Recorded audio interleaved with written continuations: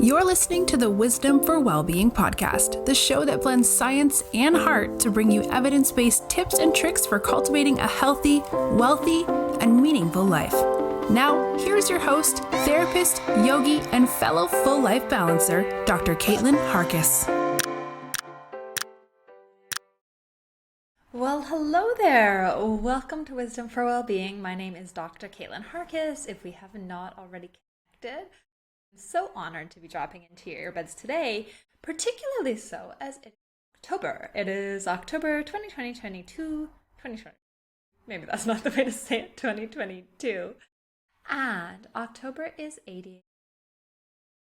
So in this episode, I'm going to be sharing with you a bit about ADHD, and I'm going to be sharing it from a strengths-based perspective, from an evolutionary framework that proposes the ADHD brain might actually be an evolutionarily driven adaptation for hunters, gatherers, explorers, that there are actually benefits of having an ADHD brain. Now, ADHD stands for Attention Deficit Hyperactive Disorder, which I'll define through the course again of this episode. However, something to jump in with first that I do think is relevant as we dive in is that I have a brain myself. Now, we would say, well, it is factually an adult diagnosis, which is relevant. However, there was definitely signs growing up, and in fact, a number of tests to try and figure out what was wrong with me, governed by the individuals who are really trying to support me, help me succeed in a traditional sense. And what we're going to be talking about is that traditional sense, that traditional classroom, how it doesn't necessarily work for the ADHD brain. Now, I know that might feel like a drop in here, and at some point in some episode, maybe near or far, I'm happy to dive in a little bit more to my experience with ADHD. However, I want to do so in a way that's actually relevant and helpful, and I haven't had the forethought to plan out how that might look. I know it's connected. So it is something that's on my radar. Right now, I want to ensure that I am upskilling you. If you have an ADHD brain, suspect you might have an ADHD brain, maybe on the spectrum, because I don't believe that this is black and white, or if you know someone in this brain. And the way Tom Hartman poses it is that it is, as his book is called, ADHD, a hunter in a farmer's world. So Tom essentially came up with this perspective that the ADHD brain is more the hunter's brain. In other areas, we call it the explorer brain, the adventure brain. Now, this was something that was originally proposed by someone who wasn't scientific. So Tom himself was a radio presenter. However, what is really cool, and this speaks to his ADHD brain's creativity, is that more and more evidence is suggesting that in fact there is evolutionary benefit to this brain, to the ADHD brain, and that this might fit with different cultural elements in terms of hunters, or what we call as farmers shorthand. Now, let's dive in, and I would love if any questions do come up through the course of this episode, through this conversation, please flick them to me. Like I said, October ADHD Awareness Month, and it is something that is close to my heart, close to my brain, in my brain, and I would love to answer, make sure that it's a resourceful view. Love. So, perhaps you found yourself at a red light watching your takeaway coffee roll down the windshield because you've left it on the car roof again. Or maybe you too feel like a magpie as you're frequently drawn away from tasks, shiny new projects, careers, organizational systems, none of which will become implemented. Yet, when you get stuck into something, you go deep for hours, rarely surfacing to eat, drink, visit the toilet, or even sleep. All of these are signs that you're a hunter living in a farmer's world. And no, not literally. You can be full vegan and still have a hunter's brain. Hunters often meet the criteria for attention deficit disorder. So ADHD. It's an utterly misleading. An ADHD brain can propel propel you to success in the right environment. You see, ADHD brain traits have survival value in that hunter-gatherer culture. So noticing changes in your environment, vital to catching prey and avoiding threats. Slow decision-making would leave you open to becoming a tiger's lunch or missing the chance to catch your meal. Complete immersion in a hunt without concern for your bodily functions is vital for success, while being drawn away from the safe and mundane towards novelty opens new territories and opportunities.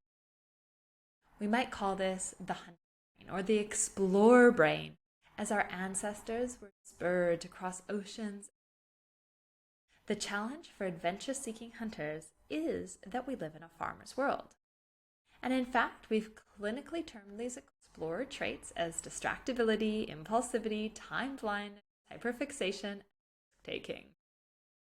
The dominant socio-cultural explanation is that you shouldn't be distracted by your environment or become bored by repetitive tasks or slow moments. Instead, you must always focus on the long, paying attention to all the details and be risk averse. And sure, in a lot of settings, these are valuable skills. However, there are many areas in our world where hunters can excel. For example, the entrepreneurs, creatives, sales folks, to name a few. Anyone who is able to immerse themselves in their area of what we can call hyperfixation, or what I like to call delight, is well poised. These hunter minds were likely the secret sauce of Thomas Edison, Albert Einstein, Salvador Dali, and more recently, Simone Biles and Richard Branson.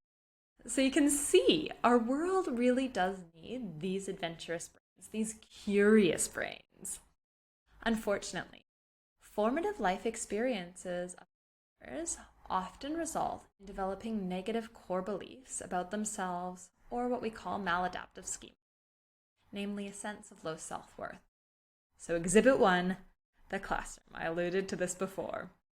It's an environment where children are expected to sit under fluorescent lights and direct their attention to whatever the teacher is teaching, regardless of interest, all the while resisting the urge to fidget, to run around, or to daydream.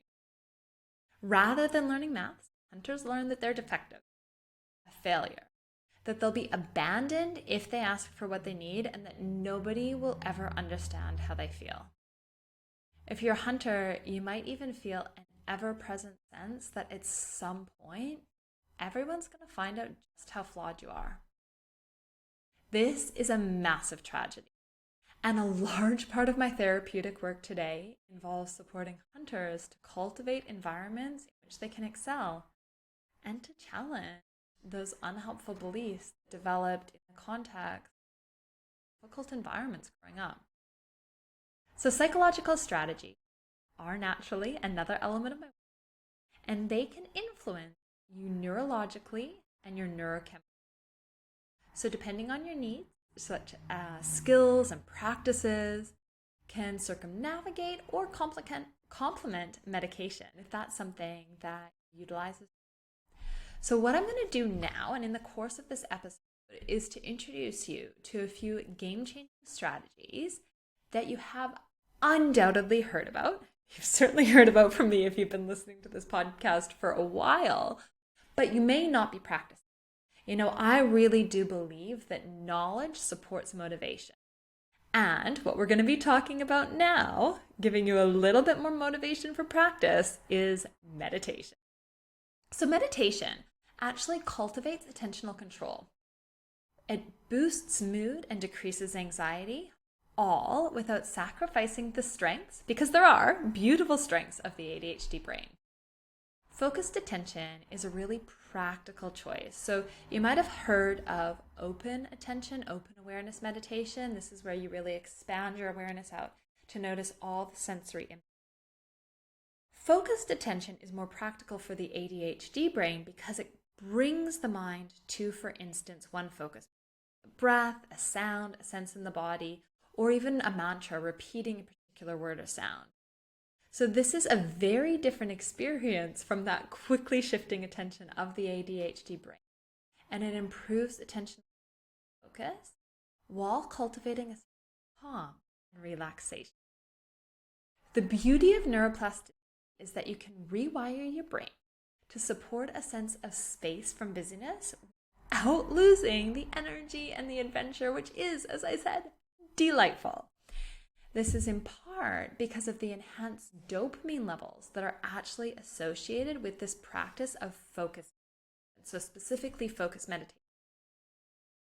Now, mindful movement is another helpful style of meditation for the ADHD brain. So this might be yoga practice, right? It might be mindful walking, rock climbing, or Tai Chi. You can really use any form of movement that allows you to coordinate a movement goal with sensory motor feedback whilst engaging in mindful exploration of the movement experience. So in addition, this meditation element involves you bringing together a multitude of sensory experiences, and this really suits the ADHD brain for attention, right? So increasing your heart rate then comes into action with this movement, and maybe another benefit. Exercise is ultimately the number one, and I'm serious, like above and beyond medication, above and beyond any sort of intervention, exercise is the number one tool for the ADHD. And this is because endorphins, those feel-good hormones, but also, or feel-good neurotransmitters, dopamine. Dopamine supports you cultivating focus. So move your body, please move your body. And if you have to choose between seated, focused attention meditation and movement, do both. Do mindful movement, please. So allowing yourself to actually utilize these practices supports you in cultivating neurotransmitters, neuroplasticity in your brain that circumnavigate some of the challenges we do see showing up in brain associated. Another really interesting element is that with ADHD, we often see activity, emotion, but the research, as I was kind of trolling, I suppose trolling is not the right word here, but exploring the research. I was going through the research and trying to figure out what this is from. It looks like this is related to the parasympathetic nervous system. What I mean by this, you have your autonomic system. Autonomic means automatic. This includes central nervous system, which is your brain, your brainstem. And then we have part of it that responds to fight and panic, sympathetic nervous. We also have your parasympathetic. So this is the part that responds when you feel secure. There is not a difference between the ADHD experience of the sympathetic nervous system, the neurotypical, meaning these two brains, two bodies experience the same reaction in a stressful. What appears to be different is how quickly the parasympathetic nervous rest and digest response comes online for the ADHD. So what is suggested is that there is decreased vagal tone. The vagus nerve is the primary nerve of the parasympathetic nervous system. It really governs the parasympathetic nervous system. It tells the body to flip, to turn on that parasympathetic nervous system to help us soothe after a stressor. We're seeing less vagal tone associated with ADHD, which means that it's just more difficult to then soothe. So what we're seeing is that there's increased reactivity as a result of not being able to slow that response, to turn off that response, to self-regulate. So being able to increase vagal tone then becomes really important for someone who might be on the ADHD spectrum. Vagal tone can be cultivated through meditation, it can be cultivated through exercise, any time where we are essentially cultivating the conditions for relaxing response in the body help us strengthen vagal tone. Whilst there is a host of research missing in this area in terms of the etiology of ADHD, there's loads of research on how we cultivate vagal tone, on how we induce a relaxation.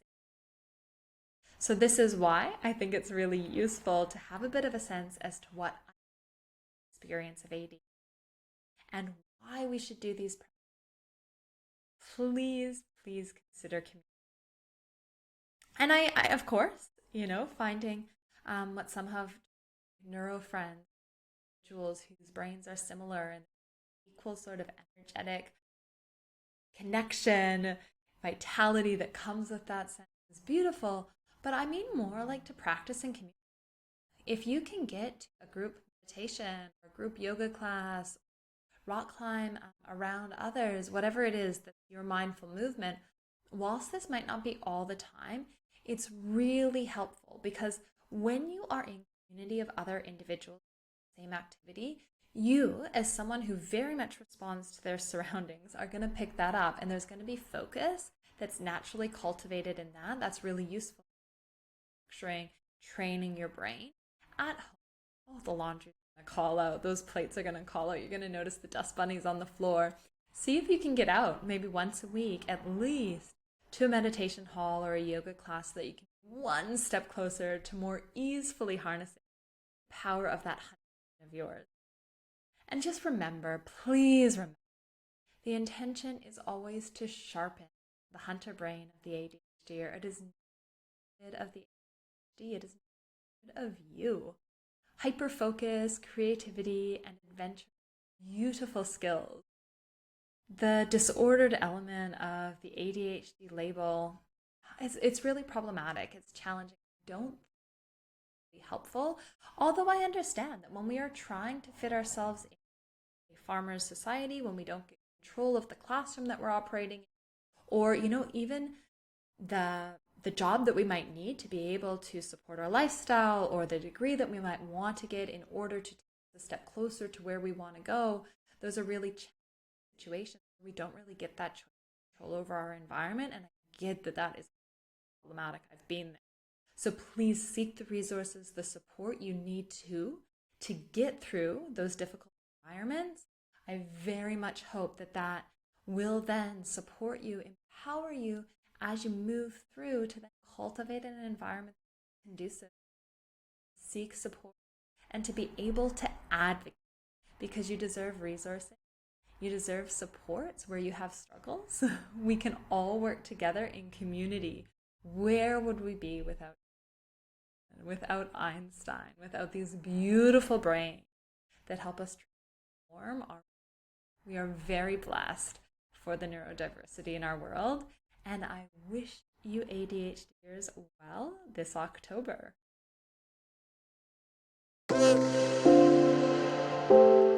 Thanks for joining us this week on the Wisdom for Wellbeing podcast. Please visit drkaitlin.com to connect, find show notes, other episodes, and to subscribe. While you're at it, if you find value in the show, we'd appreciate a rating, or perhaps simply tell a friend about the show. Wisdom for Wellbeing is not a substitute for professional, individualized mental health treatment. If you are in crisis, please contact 000, your local emergency number if you are outside of Australia, or attend your local hospital ED.